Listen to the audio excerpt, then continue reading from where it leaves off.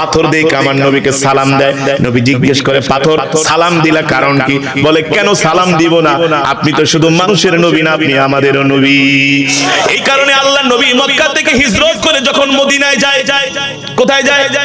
আমি করব ওয়াজ, আপনারা দিবেন আওয়াজ ঈমানের শক্তি দিয়া। পারবেন তো ইনশাআল্লাহ? নবীজি মক্কা থেকে হিজরত করে মদিনায় যায়। কোথায় যায়? হজ করতে যারা গেছেন, মক্কা থেকে মদিনা হলো প্রায় 450 কিলোমিটার। কত কিলোমিটার? আর এটা তো এখনকার রাস্তা, আধুনিক রাস্তা, ঠিক না? অনেক ফ্লাইওভার করা হয়েছে, আধুনিক রাস্তা করা হয়েছে, পাথর কেটে কেটে রাস্তা বানানো হয়েছে। আপনি প্রাইভেট কারে যান, বাসে যান, 120-100 গাড়ি টানলে তাও প্রায় 4.5-5 ঘন্টা লাগে মদিনায় পৌঁছাতে। কিন্তু আল্লাহর নবীর জমানায় তেমন আধুনিক রাস্তাঘাট ছিল। তার মানে পাহাড়ের আঁকা বাঁকা পথ পার হয়ে গিয়েছেন নবীজি। তার মানে এখন 450 হলে ওই সময় 1000 কিলোমিটারের উপরে, ঠিক না? ঠিক আল্লাহর নবীকে নিয়ে হযরতে আবু বকর রাস্তা দিয়ে হেঁটে যায়, পাহাড়ি পথ হেঁটে যায়। পাথর দেখা দেখা নবীজিকে সালাম দেয়। আল্লাহু আকবার। সাইয়েদনা আবু বকর দেখেন পাথর নবীজিকে দেখে সালাম দেয়, আসসালামু আলাইকা ইয়া রাসূলুল্লাহ। গাছ নবীকে দেখে সালাম দেয়, আল্লাহু আকবার। নবীজি হাঁটতে হাঁটতে ক্লান্ত হয়ে গেছে। এ মুসলমান, এ যুবক, তোমাদের নবী, আমাদের নবীজি আমাদেরকে কতটা ভালোবাসে, আমাদের নবীজি আমাদের কতটা ভালোবাসে, এটা আল্লাহর কোরআন, আল্লাহ নিজে সাক্ষী দিয়েছেন। আল্লাহু আকবার। আজকে তুমি মেসির জন্য পাগল, আজকে তুমি নেইমারের জন্য পাগল, আজকে তুমি রোনাল্ডোর জন্য পাগল। আসলে তোমার যার জন্য পাগল হওয়ার কথা ছিল, তার কথা তুমি একবারও মনে করলা না। আসলে তো তোমার পাগল হওয়ার কথা ছিল মদিনাওয়ালার জন্য, ঠিক কিনা বলেন? মদিনাওয়ালা আজও পর্যন্ত আমাদের জন্য কান্না করে, নবীজি আজও পর্যন্ত আমাদের জন্য কান্না করে। কেমন কান্না, কেমন কান্না, কেমন কান্না! আল্লাহর নবী আল্লাহকে ডাক দিয়ে বলে, আল্লাহ, আমার উম্মতকে ছাড়া আমি তোমার জান্নাতে যাব না। আল্লাহু আকবার। এমন দরদি নবী, এমন মায়ার নবী, ভালোবাসার নবী, আল্লাহর পয়গম্বর ডাক দিয়া বলেন, আল্লাহ, হাসরের ময়দানে আমি আমার একটা উম্মত ছাড়াও তোমার জান্নাতে প্রবেশ করব না। আল্লাহু আকবার। আল্লাহ ডাক দিয়া বলে, হাবিব, আপনার যারা উম্মত হবে, আপনি যাদেরকে পছন্দ করবেন, আমি আল্লাহ তাদেরকে নিয়ে আপনাকে জান্নাতে যাবার জন্য অনুমতি দিব। আল্লাহু আকবার। সেই দয়ার নবী, মায়ার নবী, রাহমাতুল লিল আলামিন নবী আমার কেমন রহমতের ছিল, নবী আমার কেমন বরকতের ছিল মুসলমান, ভালো করে খেয়াল করেন। সাইয়েদনা আবু বকর দেখেন নবীজি হাঁটতে হাঁটতে নবীজি একেবারে দুর্বল হয়ে যাচ্ছে। নবীজি হাঁটতে হাঁটতে দুর্বল হয়ে যাচ্ছে।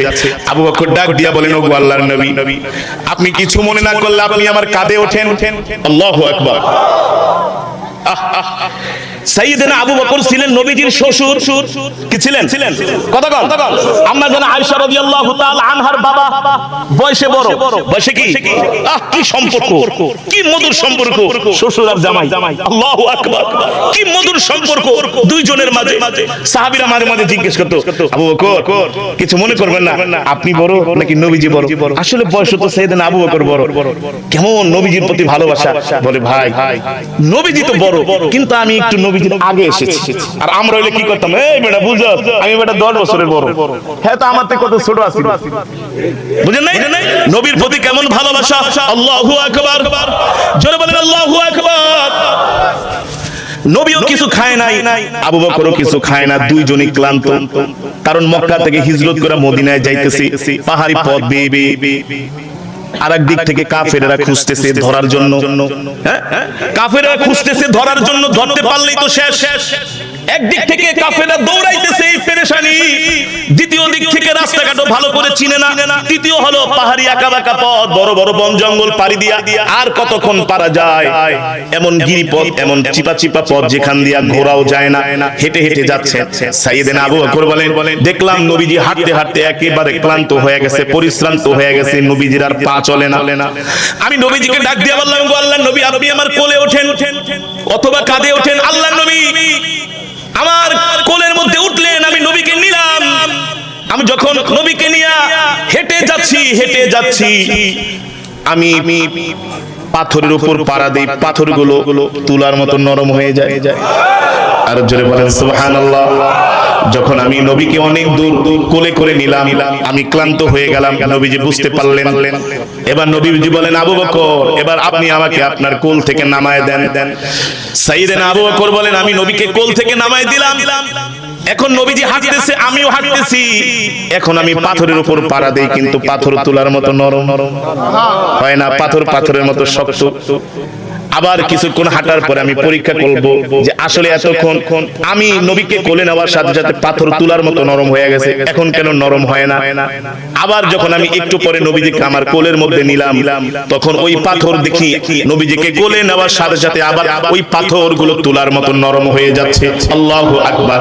আমার আর বুঝতে বাকি রইল না, এটা আমার বরকতে না, আল্লাহর নবীর বরকতে পাথর পর্যন্ত আমাদের আরামের জন্য তুলার মতো নরম হয়ে গেছে। নবীজি হাঁটতে হাঁটতে ক্লান্ত হয়ে গেছেন। সাইয়েদনা আবু বকরকে বলে, আবু বকর দেখো তো কোথাও বাড়িঘর আছে কিনা, কোথাও বাড়িঘরে যে একটু পানি ঠানি খাই। যেমন আগে তো এমন তারাশে আপনারা আসতেন সিরাজগঞ্জ থেকে, এমন রাস্তা ছিল না অনেক, আরো 10, 15, 20, 30 বছর আগে মানুষ হাইটা হাইটা আসতো, পানি চাইতো, মা একটু পানি আছে, এক গ্লাস পানি দেন। আবার অনেক মানুষ গাছের নিচে জিরাইতো, একটু রেস্ট করতো, বিশ্রাম নিত, ঠিক না বলেন? ঠিক সাইয়েদনা আবু বকর আর আল্লাহর নবী মক্কা থেকে হিজরত করে মদিনায় যায়। আল্লাহর নবী ডাক দিয়া বলে, আবু বকর দেখো কোনো বাড়িঘর দেখা যায় কিনা, ওই বাড়িঘরে যে একটু আশ্রয় নেই, একটু পানি খাই, আবার একটু জিরাই, একটু রেস্ট করি, বিশ্রাম নেই, তারপরে আবার হাঁটা শুরু করব। সাইয়েদনা আবু বকর তাকায় অনেক দূরে দেখেন ওগো আল্লাহর নবী একটা বাড়ি দেখা যায়। সাইয়েদনা আবু বকর বলে, ওগো আইয়ুহান নবী, ওগো নবী, উনজুর উনজুর উনজুর, তাকায় দেখেন ওই যে একটা লোকালয় দেখা যায়, বাড়ি দেখা যায়, মনে হয় ওখানে কোনো ঘর আছে, কোনো বাড়ি আছে। আল্লাহর নবী বললেন, চলো চলো চলো। আবু বকরকে নিয়ে হাঁটতে হাঁটতে দুইজনে আস্তে আস্তে করে ওই বাড়ির মধ্যে পৌঁছালেন। যে দেখেন বাড়ির মধ্যে ছোট্ট একটা ভাঙা একটা কুঠুরি, ছোট্ট একটা ঘর, দরজা লাগানো। সাইয়েদনা আবু বকর যায় দরজার মধ্যে নক করলেন, দরজার মধ্যে নক করলেন আর বললেন, ইফতাহিল বাব, দরজাটা খুলে দাও। ঘর থেকে আওয়াজ আসলো, এ তোমরা কারা, তোমাদের কি পরিচয়? আবু বকর বললেন, আমরা মদিনা মক্কা থেকে দুইজন লোক আসছি, আমরা মদিনায় যাব, আমরা ক্লান্ত পরিশ্রান্ত, তোমার বাড়িতে একটু বিশ্রাম নেওয়ার জন্য আসছি। ভিতর থেকে আওয়াজ আসে, শোনো শোনো, এই বাড়ির মালিক হলো আবু মাবাদ। নাম কি? এই বাড়ির মালিক হলো আবু মাবাদ, সে তো বাড়িতে নাই। আমার নাম হলো উম্মে মাবাদ, আমি তার স্ত্রী। আমি একা ঘরের মধ্যে কিভাবে দরজা খুলে দেই? তোমরা তো দুইজন পুরুষ আর আমি তো একা মহিলা, কিভাবে দরজা খুলে দেই? আবু বকর বলেন, আপনার দরজা খোলার দরকার নাই, আমরা দুইজন আগন্তুক ব্যক্তি আসছি আপনার বাড়িতে মেহমান হয়ে, যদি ঘরে কোনো খাবার থাকে আমাদের একটু মেহমানদারি করতে পারেন। ওই মহিলা ডাক দিয়া বলে, ভাই রে, আমরা এমন গরিব মানুষ, এত নিঃস্ব মানুষ, আমরা আমাদের ঘরে কোনো খাবার নাই। আমার স্বামী বকরি চড়ানোর জন্য মাঠে গেছে, ওই বকরি চড়ায় সন্ধ্যার সময় যখন বাড়িতে আসে, ওই বকরি থেকে দুধ দহন করার পরে যা হয় তাই আমরা স্বামী স্ত্রী খাই, এছাড়া আমাদের ঘরে কোনো খাবার। আল্লাহ নবী দেখতেছেন ওই বাড়ির মধ্যে একটা ছোট্ট একটা বকরি বাঁধা, ছোট্ট একটা বকরি বাঁধা। নবীজি বলে, আবু বকর, উম্মে মাবাদের কাছে জিজ্ঞেস করো, এই যে তার ঘরে একটা বকরি বাঁধা আছে, এর থেকে যদি আমরা দুধ দহন করে খাই তার কোনো আফসোস আছে কিনা? আল্লাহু আকবার। কলিজার টুকরা নবী, কতদিন কিছু খায় না, প্রচন্ড গরমের মধ্যে সেই পাহাড়ি পথ, আঁকাবাঁকা পথ পাড়ি দিয়ে দিনের পর দিন, রাতের পর রাত এত কষ্ট করে নবীজি মক্কা থেকে মদিনায় গিয়েছে।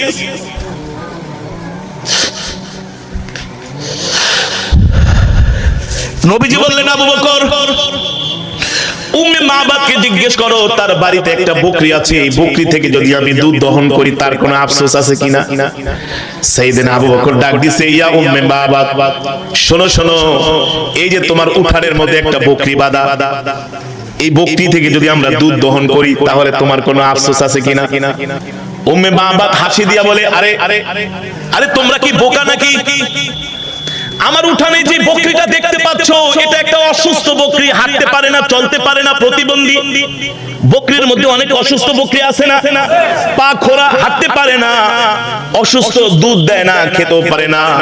বলে, অসুস্থ বকরি, এই কারণে আমার স্বামী এটাকে মাঠেও নেয় না, ঘাসও খাওয়ায় না। আমরা সন্ধ্যার সময় অল্প অল্প খাবার দিই, কারণ তার থেকে আমাদের কোনো উপার্জন হয় না, আয় হয় না, দুধ দেয় না। আর তোমরা এই অসুস্থ বকরির থেকে কিভাবে দুধ দহন করবা? উম্মে মাবাদ বুঝতে পেরেছিলেন যখন আল্লাহর নবী তার বাড়িতে প্রবেশ করলেন, বাড়িতে প্রবেশ করার সাথে সাথে আল্লাহর নবীর শরীর মোবারক থেকে খুশবু বের হচ্ছে। আল্লাহু আকবার।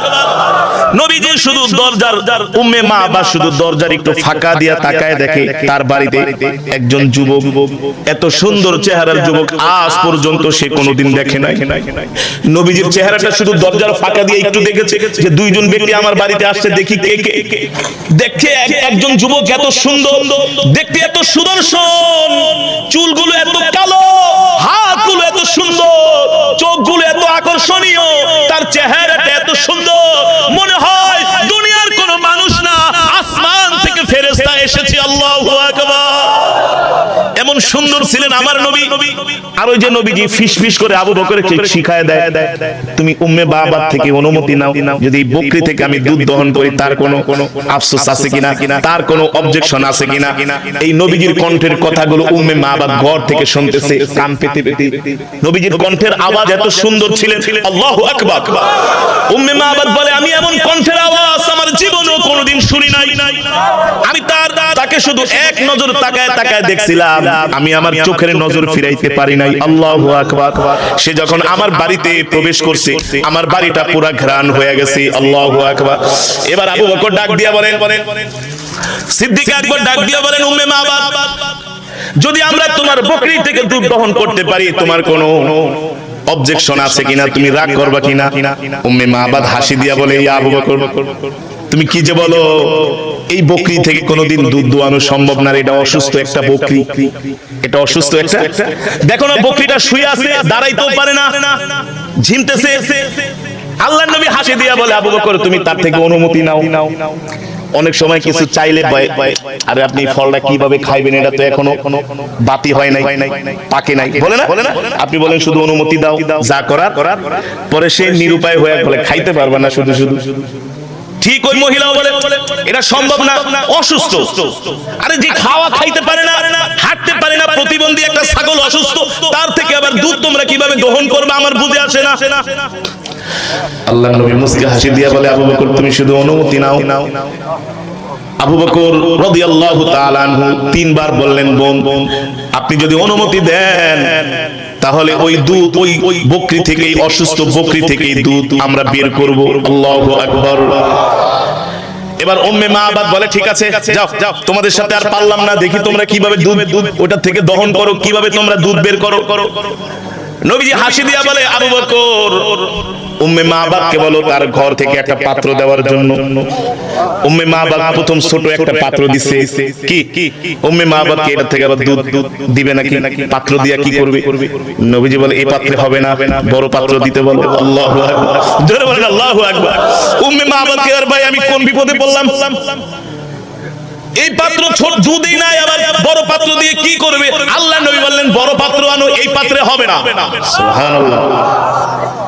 এবার বড় পাত্র দিলেন, একটা বালতির মতো মশ দিলেন, চামড়ার বড় মশ। আল্লাহর নবী সেই মশটা হাতে নিয়ে বকরির কাছে গেলেন, যেতে যেতেই বকরি নবীকে সালাম দিয়া দাঁড়ায় গেছে। আরো জোরে বলেন সুবহানাল্লাহ। নবীজি শুধু বিসমিল্লাহ বইলা বকরির স্তনের মধ্যে হাত দিছে। আল্লাহু আকবার। হাত দেওয়ার সাথে সাথে ওই বকরির স্তনটা পুরো দুধে ভরপুর হয়ে গেছে, দুধে একেবারে টইটুম্বুর হয়ে গেছে। বকরি ডাক দিয়া বলেন, ওগো আল্লাহর নবী, আমার কপাল ভালো, আমার খুশনসিব, আপনার আমি দেখা পেয়েছি, আপনার বরকতি হাতের ছোঁয়ায় দুধে আমার স্তনগুলো ভরপুর হয়ে গেছে, আমি আর দুধ ধরে রাখতে পারছি না, তাড়াতাড়ি করে বের করে। বকরি নবীকে ডাক দিয়া বলে, ওগো নবীজি, দুধে আমার স্তনগুলো ভরে যাচ্ছে, তাড়াতাড়ি করে আপনি দুধগুলো দহন করেন, আমার কষ্ট হচ্ছে। আল্লাহু আকবার। নবীজির হাত মোবারক স্তনের মধ্যে লাগার সাথে সাথে দুধগুলো বের হচ্ছে। দুধ বের করতে করতে একেবারে মশ পুরাটা ভরে গেল। আর উম্মে মাবাদ দূর থেকে তাকায় তাকায় দেখতেছে। আল্লাহু আকবার, আল্লাহু আকবার। উম্মে মাবাদ বলে, এটা কোনোদিন সম্ভব না, এটা দুনিয়ার কোন সাধারণ মানুষের পক্ষে সম্ভব না। ঠিক কিনা বলে? তিনি দূর থেকে সব দৃশ্যগুলো দেখতেছেন, নবীজির বরকতে হাত দিয়ে দুধগুলো দহন করতেছেন। আমার নবী রাহমাতুল লিল আলামিন একদিকে ছিলেন পৃথিবীর শ্রেষ্ঠ নেতা, শ্রেষ্ঠ নায়ক, ঠিক কিনা বলে? শ্রেষ্ঠ সফল রাষ্ট্রনায়ক, সেই রাষ্ট্রনায়ক রাহমাতুল লিল আলামিন দো জাহানের সরদার নিজের হাত দিয়ে বকরির দুধ দহন করতেছেন। উম্মে মাবাদ দেখতেছি, একেবারে দুধ বের করতে করতে মশ পুরা ভর্তি হয়ে গেল। এবার আল্লাহর নবী আবু বকরকে ডাক দিছে। দেখেন আমার নবী কত ভালো, আমার নবী কেমন নবী, আবু বকরকে ডাক দিছে, ডাক দিয়ে বলে আবু বকর আপনি আগে খান। আবু বকর বলেন না, ওগো আল্লাহর নবী আপনি আগে খান, আপনি আমার চেয়ে ক্লান্ত, আপনি রাহমাতুল লিল আলামিন, আপনার আগে আমি খেতে পারবো না। আল্লাহর নবী বলেন না না না আবু বকর আপনি আগে খান। নবীজি সাল্লাল্লাহু আলাইহি ওয়াসাল্লাম আবু বকরকে আগে খেতে বললেন। সিদ্দিক আকবর রাদিয়াল্লাহু তাআলা আনহু হযরত আবু বকর নিজে দুধ পান করলেন, এবার আল্লাহর নবীকে দিলেন। নবীজিও দুধ পান করলেন। দুধ পান করার পরে আবু বকরের হাতে দিলেন, বললেন আবু বকর দেখেন তো দুধের অবস্থা কি। আবু বকর ডাক দিয়ে বলল, ওগো আল্লাহর নবী, ওগো আল্লাহর নবী রাহমাতুল লিল আলামিন, মশকের মধ্যে দুধ যতটুকু ছিল ততটুকুই আছে, এক ফোঁটাও কমে নাই। নবীজি বলেন এবার যাও উম্মে মাবাদকে দুধের পাতিলাটা দিয়ে আসো। এবার দুধের এই মশকা ধরে উম্মে মাবাদের ঘরে নিয়ে গেলেন। উম্মে মাবাদ তো আজি আশ্চর্য তো হওয়ারই কথা, ঠিক কিনা বলে? উম্মে মাবাদ যখন আবু বকর রাদিয়াল্লাহু তাআলা আনহু দুধের মশকা উম্মে মাবাদের হাতে দিলেন আর বললেন নেন দুধগুলো আপনিও খাবেন, আপনার স্বামীকেও খাওয়াবেন, ঠিক আছে আপনাকে আমরা কষ্ট দিলাম, আমরা এবার চলে যাই আমাদের জায়গায়। উম্মে মাবাদ বলেন আমার কাছে যখন দুধের মশকা দিল আমি আবু বকর আর আল্লাহর নবী দুইজনের দিকে আমি তাকায় রইলাম। হায় রে, এত ভালো মানুষ, এত সুন্দর চেহারার মানুষ আজ পর্যন্ত কোনোদিন আমার নজরে পড়ে নাই। তারা যখন বাড়ি থেকে বের হয়ে গেলেন আমিও তাদের পিছু নিলাম। আমি আমার বাড়ির আঙ্গিনায় যতক্ষণ দাঁড়াইছিলাম দেখি আল্লাহর নবীর খুশবুর ঘ্রাণে আমার পুরো বাড়িটা ঘ্রাণ হয়ে গেছে। আল্লাহু আকবার। আর নবীজি মদিনার দিকে হেঁটে হেঁটে যাচ্ছেন, আবু বকর আর আল্লাহর নবী মিলে। নবীজি যেই দিক দিয়ে যায় সেই দিক দিয়ে আকাশের মেঘমালা আমার নবীকে ছায়া দেয়। মরুভূমির সব জায়গায় রৌদ্র, কিন্তু আমার নবী যেই জায়গা দিয়ে হাঁটে ওই জায়গায় কোনো রোদ নাই, আকাশের মেঘগুলো আমার নবীকে ছায়া দেয়। আল্লাহু আকবার। কেনই বা ছায়া দিল না? আল্লাহ রাব্বুল আলামিন সেই কথাই তো কোরআনের মধ্যে বলছেন, ওয়ামা আরসালনাকা ইল্লা রাহমাতাল লিল আলামিন, ঠিক কিনা বলে? আল্লাহর নবী রাহমাতুল লিল আলামিন মদিনার দিকে যাচ্ছেন। সন্ধ্যা হয়ে গেল। ওই বাড়ির যিনি মালিক উম্মে আবু মাবাদ তিনি বকরি চড়ায় বাড়িতে আসছেন। আসার সাথে সাথে দেখেন বাড়ির মধ্যে ঘ্রাণ, নবীজির ঘ্রাণ এখনো আছে। আল্লাহু আকবার। নবীজির শরীর মোবারকের ঘ্রাণ এখনো আছে। আবু মাবাদ কিছুই জানে না, স্ত্রীকে ডাক দেয়, উম্মে মাবাদ দাও, ইয়া আল্লাহ উম্মে মাবাদ বাড়ির মধ্যে এত ঘ্রাণ কোথা থেকে আসলো? আমার বাড়িতে তো এমন ঘেরান হওয়ার কথা না। উম্মে মাবাদ তার স্বামীকে ডাক দিয়ে, আসেন আসেন ঘরের মধ্যে আসেন, আজকে একটা বড় ঘটনা ঘটে গেছে। আল্লাহু আকবার। কি ঘটনা? কি ঘটনা? আপনি যখন দুপুর বেলা সকাল বেলা ঘর থেকে বের হয়েছেন, ঠিক ভর দুপুরে আমাদের বাড়িতে দুইজন মানুষ আসছে মক্কার দিক থেকে। কোন দিক থেকে? মক্কার দিক থেকে। এবার উম্মে মাবাদ বলে, শুনেন শুনেন শুনেন, একজন যুবককে আমি দেখলাম, তার চেহারাটা আমি দেখলাম, এত সুন্দর তার কেশগুলো, চুলগুলো, এত সুন্দর তার চোখগুলো, আইনুন জামিল, এত সুন্দর চোখওয়ালা, আইনুন ওয়াজি, এত সুন্দর চেহারাওয়ালা, এত সুন্দর সুদর্শন যুবক আজ পর্যন্ত আমি মক্কার জমিনে কোথাও দেখি নাই। আবু মাবাদ বলে, বলো কি? বলে হ্যাঁ, এখানেই শেষ না, এই যে দেখেন আমাদের অসুস্থ বকরি। আবু মাবাদ তাকায় দেখে অসুস্থ বকরিটা হাসতেছে আর খেলতেছে, দৌড়াইতেছে। আল্লাহু আকবার। তার স্তনের মধ্যে দুধে ভরপুর। আবু মাবাদ বলে, স্ত্রী ঘটনা কি? বলে শুনেন শুনেন, ওই যে যুবকের কথা বললাম ওই যুবকটা শুধু তার হাতটা বকরির স্তনের সাথে লাগিয়েছেন, সাথে সাথে বকরি দাঁড়ায় গেছে। আল্লাহু আকবার। সুস্থ হয়ে গেছে। বলে বলো কি? বলে শুধু এটাই না, ঘরে আসেন ঘরে আসেন। দেখেন ওই যুবক এই বকরি থেকে এক মশ দুধ তিনি বের করলেন, দুধ দহন করে তারা দুইজনে খেলেন। একটু দুধও কমে নাই, পুরা মস্ক ভর্তি এই দুধের ইটা আমাদেরকে দিয়ে গেলেন, পাত্রটা আমাদেরকে খেতে বলেছেন। এবার আবু মাবাদ ডাক দেয়া বলে, স্ত্রী তুমি বাহিরে আসো, তুমি আমাকে দেখাও কোন রাস্তা দিয়ে ওই দুইজন লোক আসছে আর কোন দিক দিয়ে গেছে, কোন রাস্তা দিয়ে আসছে আর কোন দিকে গেছে। উম্মে মাবাদ ঘর থেকে বের হয়ে তার স্বামীকে বলেন, ওগো স্বামী, ওই যে দেখায় দেয় উনজুর ইলাল মাক্কা ইলাল ইয়ামিন, ইলাল মাক্কা ডান দিক থেকে যে রাস্তাটা আসছে, এই রাস্তা দিয়ে দুইজন যুবক আসছে। আল্লাহু আকবার, জোরে বলেন আল্লাহু আকবার। ঠিক আবু মাবাদ ওই রাস্তার দিকে হেঁটে হেঁটে যাচ্ছেন, যতটুকুন যায় ততটুকুনি শরীরের ঘেরান, নবীজির শরীরের খুশবুর ঘেরান। আল্লাহু আকবার।